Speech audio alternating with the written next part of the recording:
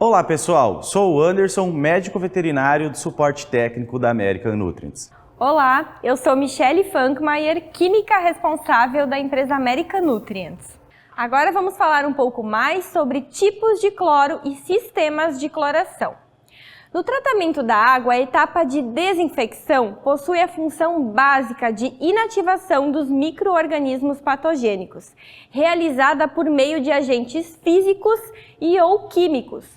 Outras etapas do tratamento da água também contribuem com a redução dos micro-organismos, mas somente a etapa de desinfecção inativa qualquer tipo existente e previne o crescimento microbiológico. O tratamento da água depende do tipo ou da origem da água captada e requer conhecimento técnico e pessoal qualificado.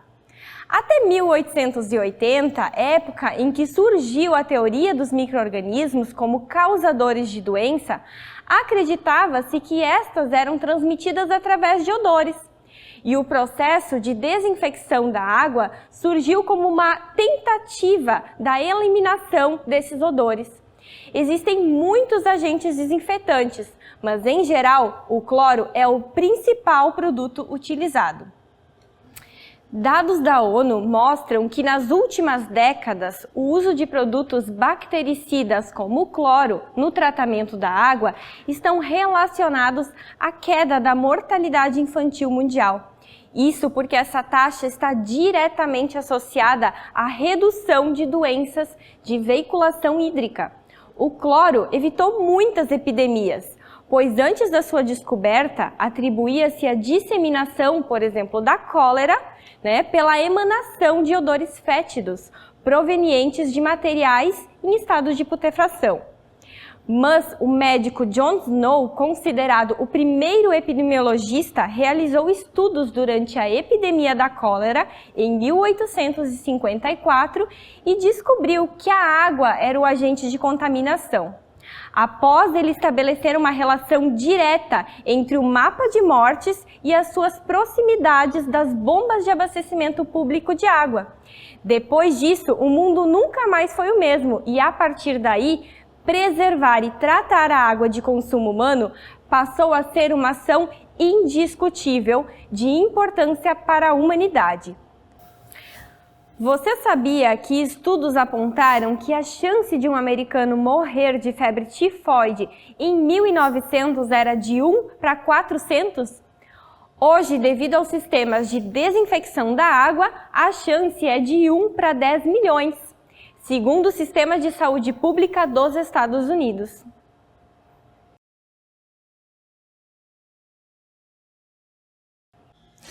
Quando pensamos em desinfecção de água, vem à nossa cabeça o uso de diversos ativos, como cloro, ozônio, dióxido de cloro, radiação ultravioleta, iodo, sais de prata, entre outros. Mas, de todos os produtos relacionados, o cloro é o mais indicado para o processo de desinfecção da água. Em todo o mundo, o processo de desinfecção mais aplicado é o que emprega cloro, ou produtos à base de cloro, como agentes desinfetantes. No último século, a implementação do tratamento com cloro, além do processo de filtração, constitui uma revolução tecnológica no tratamento da água. Isso se dá pela garantia do seu êxito e devido à fácil acessibilidade em quase todos os países do mundo, um custo razoável, uma alta capacidade oxidante de matéria orgânica e inorgânica, ação germicida de amplo espectro, boa persistência nos sistemas de distribuição, pois apresenta uma propriedade residual e pode ser facilmente monitorado na água quando ela é tratada. Então, de modo geral, o objetivo primordial do uso do cloro em sistemas de abastecimento de água é a desinfecção. Mas devido ao seu alto poder oxidante, ele também é utilizado para o controle do sabor e do odor, a prevenção do crescimento de algas, remoção de cor, controle de desenvolvimento de biofilme em tubulações. Tudo isso permite de forma bastante simples assegurar a inocuidade da água, desde a captação até o momento do uso. Antes de conhecermos os tipos de cloro, vamos entender a sua classificação. No mundo da química se dividem as substâncias em inorgânicas, aquelas que são formadas por elementos minerais, como compostos de ferro, zinco, manganês, óxidos, sulfatos carbonatados, e as orgânicas, formadas pela combinação de carbono com hidrogênio, nitrogênio, enxofre e fósforo. Sob esse mesmo aspecto da química, classificam os cloros, como cloro gás, hipoclorito de sódio, de cálcio, como cloros inorgânicos, e o dicloro, que é o dicloro isocianurato de sódio, e o tricloro, que é o tricloro S-triazinatriona, como cloros orgânicos. O cloro inorgânico tem poder de choque, ou seja, ele age muito rapidamente e provoca a morte imediata das bactérias. Já o cloro orgânico é composto por cadeias de carbono e tem uma reação mais lenta com a matéria orgânica e micro-organismos, pois libera seus subprodutos de forma mais devagar. Qualquer fonte de cloro, quando entra em contato com a água, forma íons hipoclorito e ácido hipocloroso, que, por sua vez, destroem uma enzima essencial ao metabolismo de micro-organismos, chamada triose fosfato dihidrogenase. O ácido hipocloroso e o íon hipoclorito são chamados de cloro livre, pois são os agentes disponíveis para oxidar os micro-organismos e se ligar a radicais nitrogenados, orgânicos ou inorgânicos. Após ligar-se a um radical nitrogenado, o cloro tem o seu poder de desinfetante reduzido e é chamado de cloro combinado ou cloramina. A medida do cloro total será sempre maior do que o cloro livre, pois é a soma do cloro livre e do cloro combinado. Portanto, medir o cloro livre é uma indicação direta da eficácia da solução sanitizante. Portanto, o cloro livre, também conhecido como cloro residual, é o que sobra após o processo de cloração, sendo seguro para consumo e para manter a biosseguridade da água, mantendo assim potável. O mínimo exigido é de 0,5 ppm de cloro livre. Conforme já falamos, o cloro, quando adicionado à água, dependendo do tipo desta, pode exercer ação oxidante e desinfetante e também reagir com as substâncias orgânicas, produzindo subprodutos clorados. Esse processo denomina-se demanda de cloro. A curva a seguir mostra o comportamento do cloro na água. De A a B, o cloro introduzido na água é imediatamente consumido na oxidação da matéria orgânica e inorgânica. Enquanto esses compostos não forem totalmente destruídos, não ocorrerá desinfecção e o cloro residual será nulo. De B a B, o cloro combina-se com compostos nitrogenados, produzindo cloro residual combinado. São as cloraminas.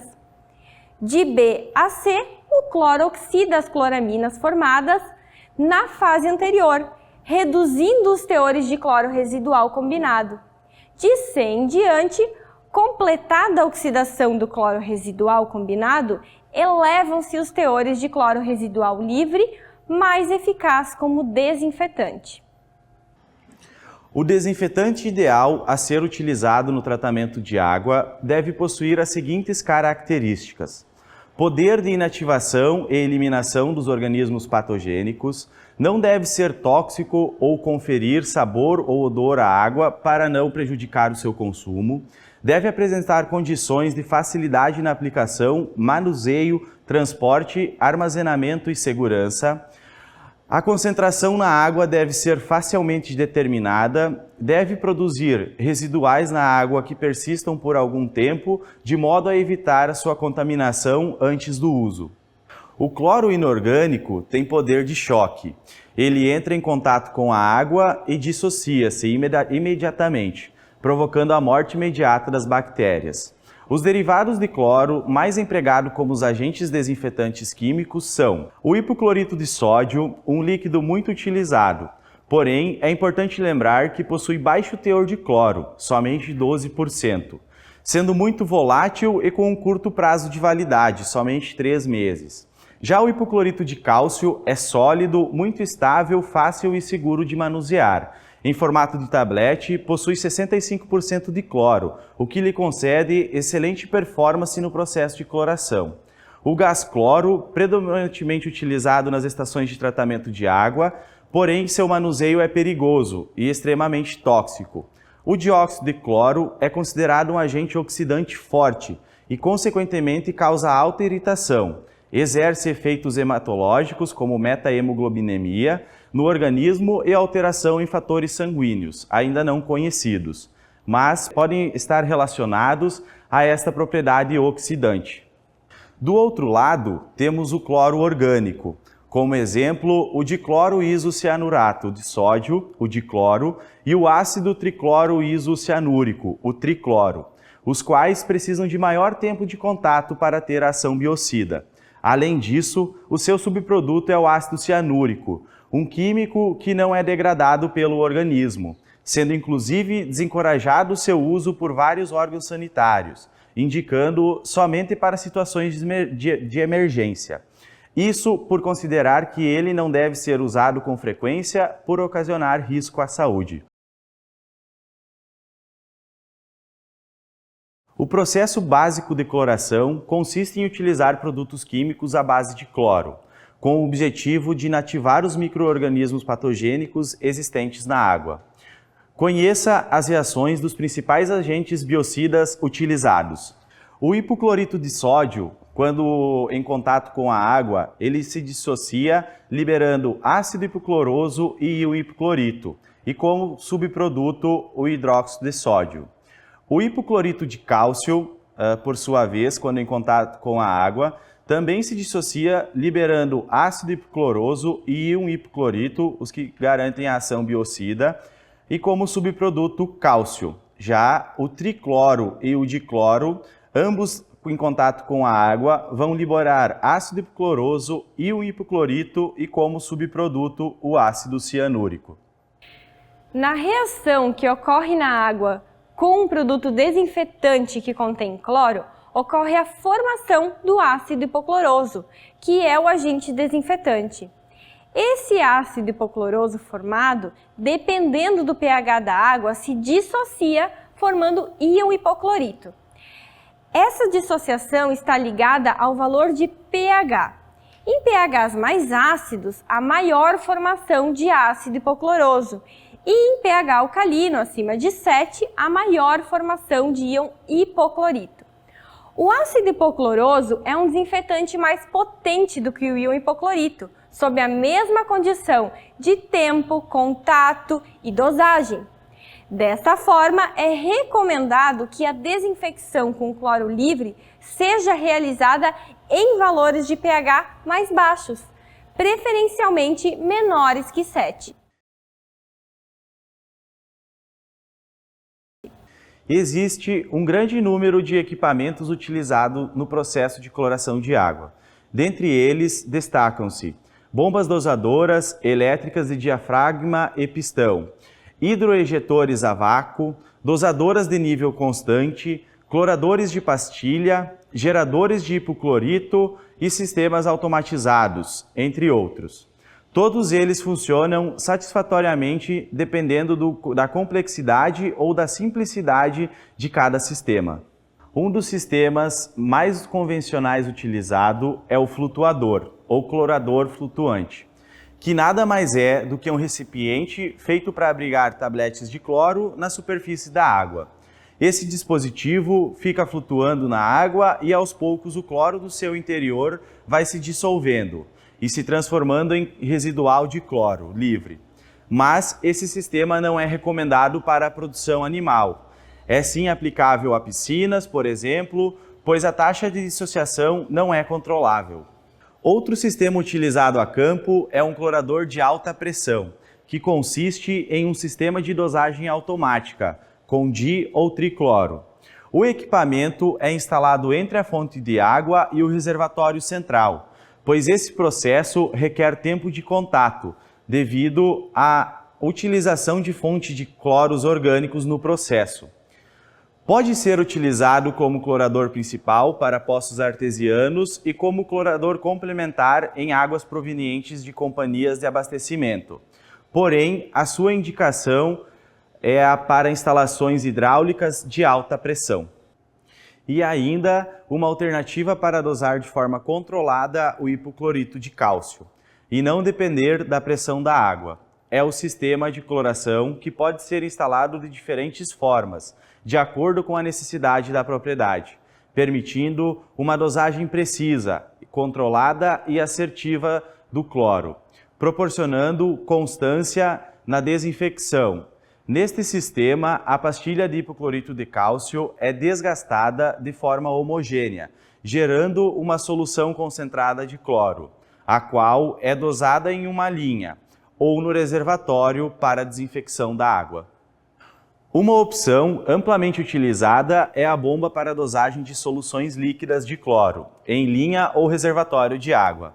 Um ponto de atenção para esta alternativa é de que, por vezes, a fonte de cloro utilizada é o hipoclorito de sódio, que é muito volátil, perdendo concentração de ativo com o tempo e a interferência de fatores externos. Obrigado por assistirem o nosso curso e continuem acompanhando as próximas aulas sobre qualidade de água.